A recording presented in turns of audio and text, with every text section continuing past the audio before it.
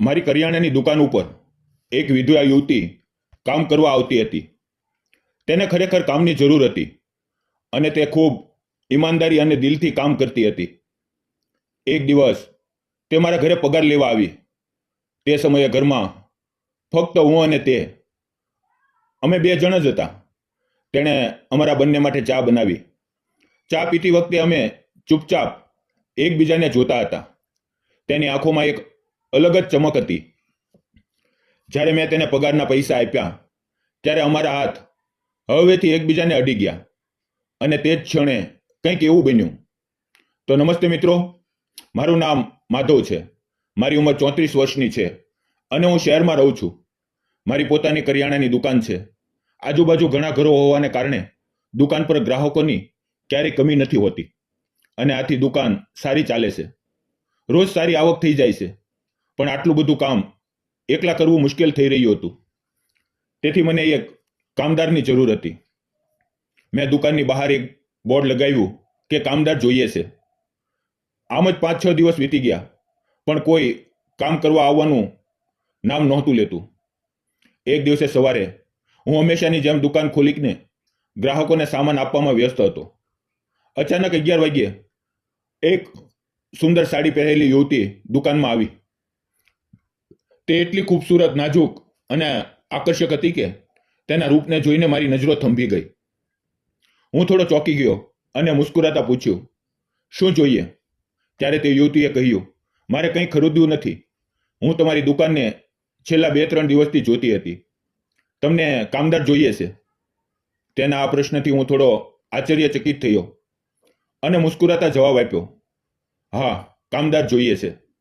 તે તરત બોલી, મારે કામની જરૂર છે. હું તેને જોતો જ રહી ગયો, કારણ કે તે એટલી સુંદર હતી કે એવું લાગતું નહોતું કે તેને ખરેખર કામની જરૂર હશે. પછી મેં ધીમેથી કહ્યું, તું આટલી સુંદર છે, તને જોઈને એવું લાગતું નથી કે તને ખરેખર કામની જરૂર હશે? ત્યારે તે થોડા દુઃખભર્યા સ્વરમાં બોલી, ના, મને ખરેખર કામની જરૂર છે, કારણ કે હું વિધવા છું. તેના આ શબ્દોથી મારું દિલ જાણે ધ્રુજી ગયું. મનમાં એક ગાઢ વેદના ભરાઈ આવી. તેની સુંદરતા પાછળ છુપાયેલું દુઃખ મારી આંખો સામે સ્પષ્ટ દેખાવા લાગ્યું. મેં તરત પૂછ્યું, તારું નામ શું છે? ક્યાં રહા છો? તે શાંત સ્વરમાં બોલી, મારું નામ વૈશાલી છે અને હું નજીકના ગામમાં રહું છું. મેં કહ્યું, તને દર મહિને 9,000 રૂપિયાનો પગાર મળશે. સવારે 9 વાગ્યે કામ પર આવવું અને સાંજે 6 વાગ્યે ઘરે જવાની રજા. આ સાંભળીને તેના ચહેરા પર સંતોષની ચમક આવી અને તે તરત હા પાડતા બોલી, મને આ કામ મંજૂર છે. તેની આંખોમાં અચાનક ખુશીની લહેર દોડી ગઈ. 9,000 રૂપિયાનો પગાર તેના માટે ખૂબ મોટી વાત હતી. તેણે દિલથી મારો આભાર માન્યો અને મુસ્કુરાતા બોલી, હું કાલથી કામ પર આવીશ. તેની તે પ્યારી મુસ્કાને મારું દિલ પણ પીગોવી ગયું. જાણે મારા જીવનમાં અંધકારમાં એક નાનકડી કિરણ ચમકી ઉઠી હોય. તે જતી હતી ત્યારે હું તેને ઘણી વાર સુધી જોતો રહ્યો. સાંજે હું ઘરે ગયો અને પોતાનું ખાવાનું જાતે બનાવીને ખાધું, કારણ કે મારી પત્નીનું ઘણા વર્ષો પહેલા અવસાન થયું હતું અને તે પછી મેં બીજા લગ્ન નહોતા કર્યા. જીવનમાં એટલું બધું દુઃખ જોયું હતું કે હવે કોઈ બંધનમાં બંધાવું નહોતું. હું એકલો જ રહેતો હતો, પણ હું એ પણ સમજતો હતો કે ઇન્સાન કેટલા દિવસ એકલતાને સહન કરી શકે.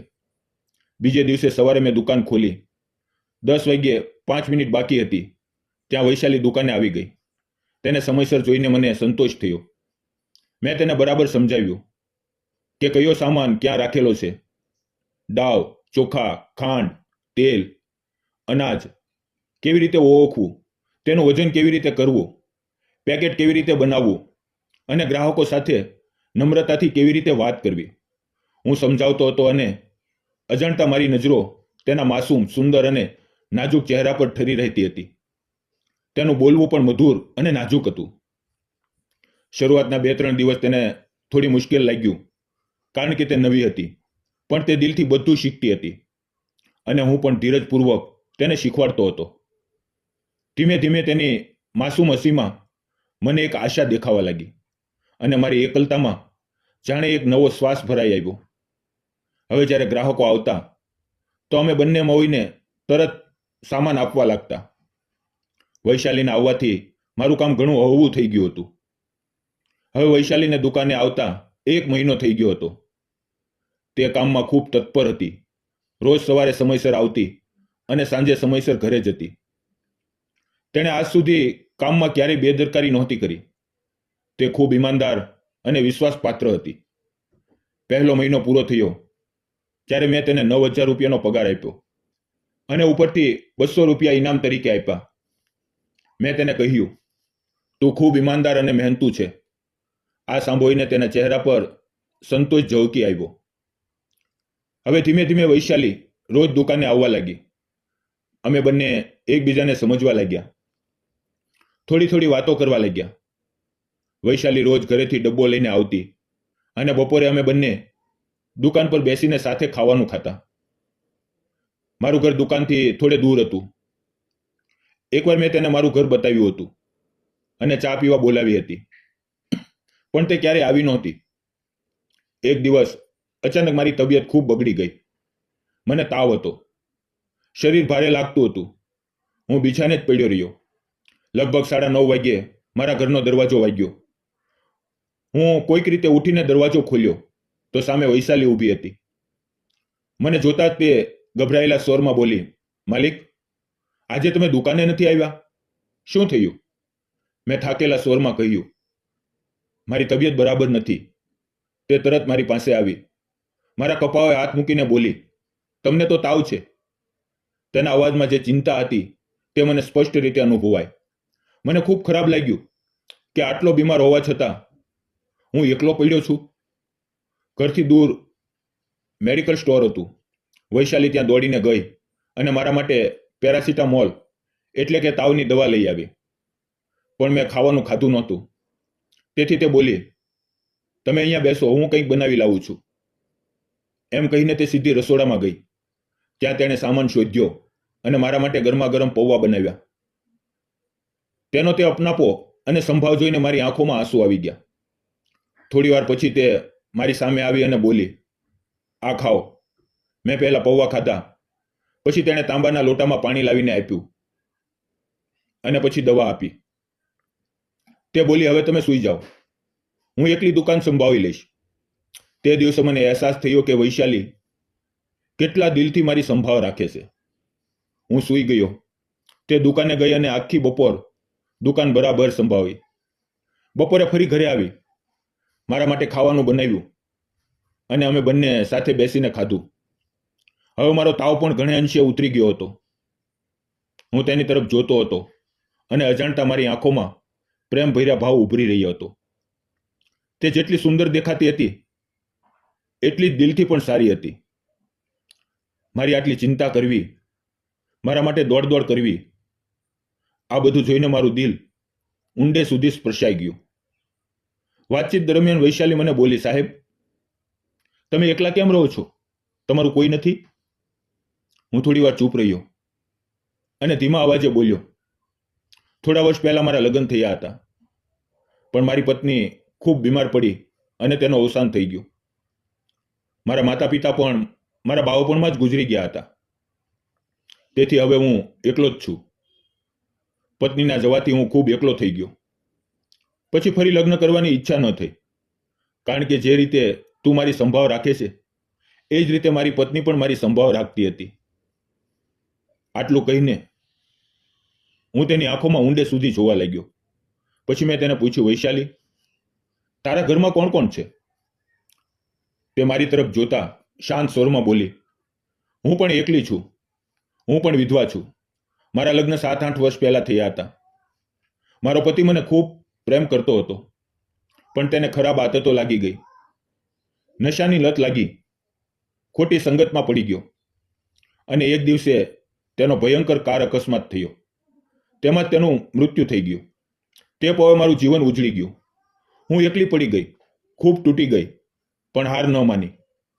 થોડા દિવસ માતા પિતા પાસે રહી, પછી પોતાને સંભાળી અને ફરી સ્વતંત્ર રીતે જીવવાનો વિચાર કર્યો. હવે હું એકલી જ મારા પતિના ઘરમાં રહું છું.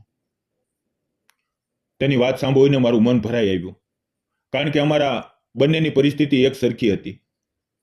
હું એકલો અને તે પણ એકલી. તે ક્ષણે મને લાગ્યું કે અમારી વચ્ચે કોઈ અનકહો સંબંધ ગાઢ રીતે જોડાઈ રહ્યો છે. ત્યારે જ અમારું ખાવાનું પૂરું થયું. હું ફરી સૂઈ ગયો અને વૈશાલી દુકાને ગઈ. તેણે સાંજ સુધી દુકાન બરાબર સંભાળી અને સાંજે 5:45 વાગ્યે મારી પાસે આવી. મારા માટે તેણે ખાવાનું બનાવ્યું અને ખૂબ અપનાપાથી બોલી, થોડી વાર પછી ખાઈ લેજો, હવે મને મોડું થાય છે, હું જાઉં છું. અને તે મુસ્કુરાતા નીકળી ગઈ. આમ જ 2-3 દિવસ વીતી ગયા છે. વૈશાલી રોજ નિયમિત રૂપે દુકાને આવવા લાગી. વૈશાલી અને મારું મન ધીમે ધીમે વધુ જોડાવા લાગ્યું. અમે બંને ચૂપચાપ એકબીજાને જોવા લાગ્યા. આંખોમાંથી લાગણીઓ ઝળકવા લાગી.